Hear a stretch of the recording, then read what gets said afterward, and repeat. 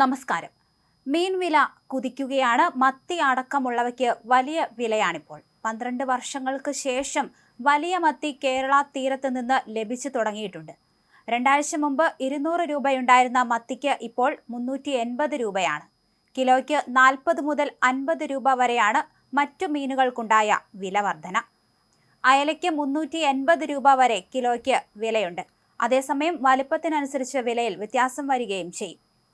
Trawling നിരോധനം പ്രാബല്യത്തിൽ വരുന്നതിന് മുമ്പ് തന്നെയാണ് മീൻവില കുതിച്ചു കയറുന്നത്.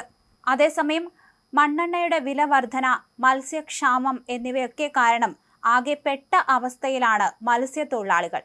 കടം വാങ്ങി വള്ളമിറക്കിയാൽ ആകെ ലഭിക്കുന്നത് ആകെ 300 രൂപ മാത്രമാണെന്ന് ഇവർ പറയുന്നുണ്ട്. എന്തായാലും ഇവർക്ക് വലിയ നഷ്ടക്കച്ചവടവും നടക്കുന്നുണ്ട്. വള്ളമിറക്കിയാൽ പോലും പലപ്പോഴും കടൽ മാക്രി, ഡോൾഫിൻ എന്നിവയുടെ ശല്യം കാരണം വലകൾ കീറുന്നതൊക്കെ പതിവാണ്. ഇതിവർക്ക് ദുരിതമാണ് നൽകുന്നത്. എന്തായാലും ഓരോ വള്ളത്തിലും 50ഓളം തൊഴിലാളികളാണ് മത്സ്യബന്ധനത്തിന് പോകുന്നത്. ഇന്ധനവില വലിയ രീതിയിൽ ഇവർക്ക് തിരിച്ചടിയായിട്ടുണ്ട്. കാലാവസ്ഥാ വ്യതിയാനവും കടലിൽ മത്സ്യം കുറയുന്നതും വില വർധനയ്ക്ക് കാരണമായിട്ടുണ്ട്.